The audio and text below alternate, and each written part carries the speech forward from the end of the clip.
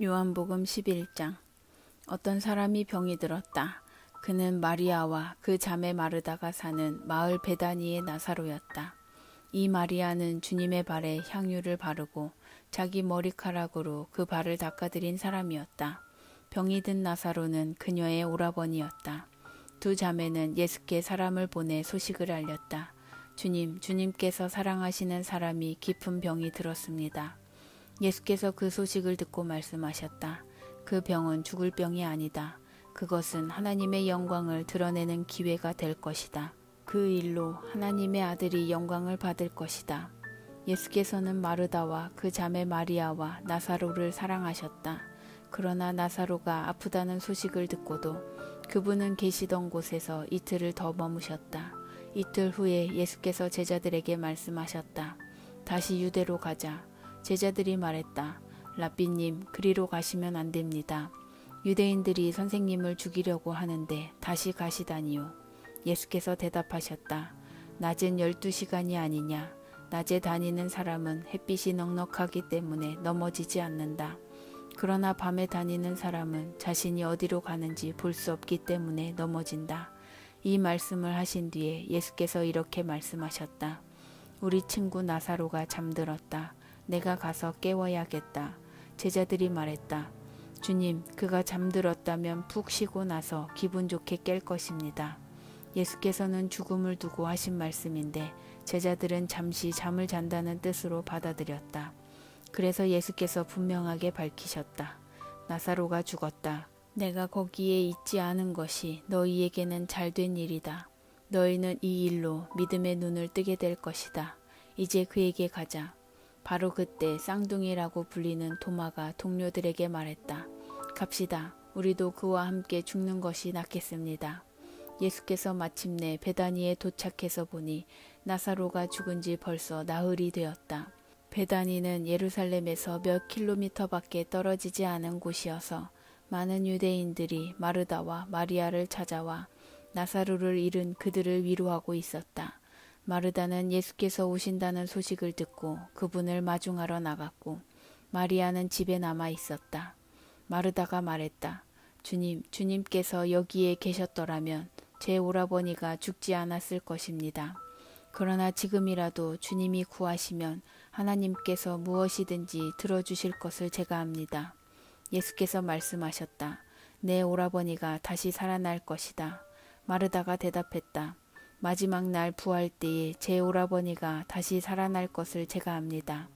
마지막 날까지 기다리지 않아도 된다. 지금 이 순간에 나는 부활이요 생명이다. 나를 믿는 사람은 죽어도 살고 누구든지 살아서 나를 믿는 사람은 결코 죽지 않을 것이다. 내가 이것을 믿느냐? 믿습니다, 주님. 저는 주님이 메시아이시며 이 세상에 오시는 하나님의 아들이신 것을 처음부터 믿었습니다. 이 말을 한 뒤에 마르다는 동생 마리아에게 돌아가서 귓속말로 이렇게 말했다. 선생님이 오셨는데 너를 찾으시는구나. 이 말을 들은 마리아는 벌떡 일어나 예수께 달려갔다. 예수께서는 아직 마을에 들어가지 않으시고 마르다가 마중 나왔던 곳에 계셨다. 마리아를 위로하던 유대인 친구들은 그녀가 달려가는 것을 보고 그녀가 무덤에 가서 울려는가 생각하고 따라 나섰다. 마리아는 예수께서 기다리고 계신 곳에 가서 그분 발 앞에 엎드렸다. 주님이 여기에 계시기만 했어도 제 오라버니가 죽지 않았을 것입니다. 마리아와 함께 온 유대인들도 울었다. 그 모습을 보시며 그분 안에 깊은 분노가 북받쳐 올랐다. 예수께서 말씀하셨다. 그를 어디에 두었느냐? 사람들이 말했다. 주님, 와서 보십시오. 예수께서 눈물을 흘리셨다. 유대인들이 말했다. 보시오, 저분이 그를 얼마나 깊이 사랑하셨는지.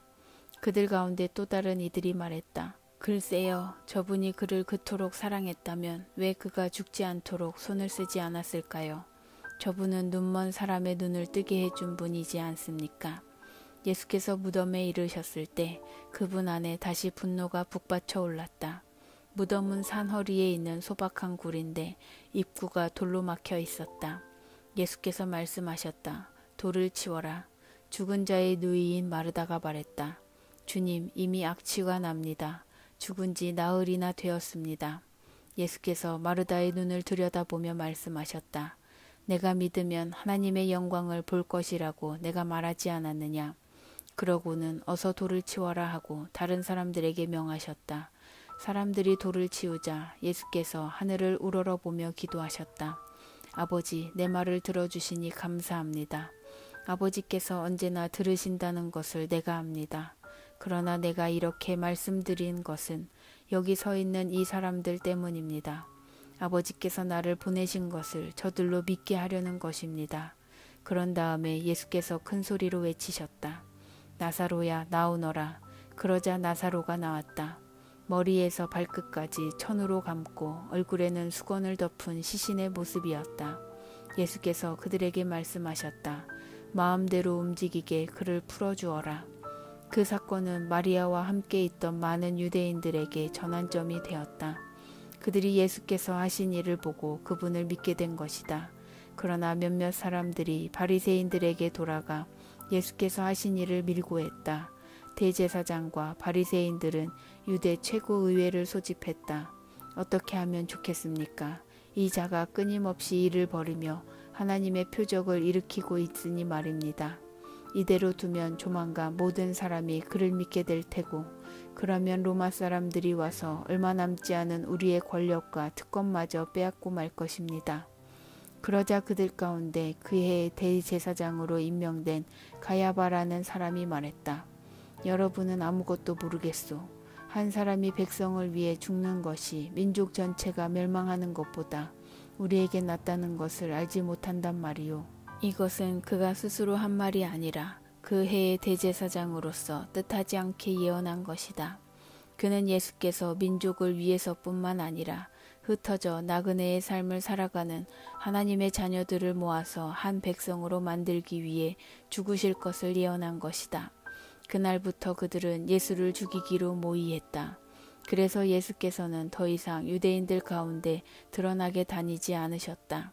그분은 광야에 인접한 에브라임이라는 시골 마을로 물러나서 제자들과 함께 머물러 계셨다. 유대인의 유월절이 다가오고 있었다. 많은 사람들이 명절 준비를 하려고 시골에서 예루살렘으로 올라갔다. 그들은 예수에 대해 궁금해했다. 성전에 모여선 사람들 사이에 그분에 대해 많은 이야기가 오갔다. 여러분 생각은 어떻습니까? 그가 명절의 모습을 드러낼 것 같습니까? 한편 대제사장과 바리새인들은 누구든지 예수에 대한 소문을 듣거든 자신들에게 알리라는 명령을 내려두었다. 그들은 예수를 붙잡을 만반의 태세를 갖추고 있었다.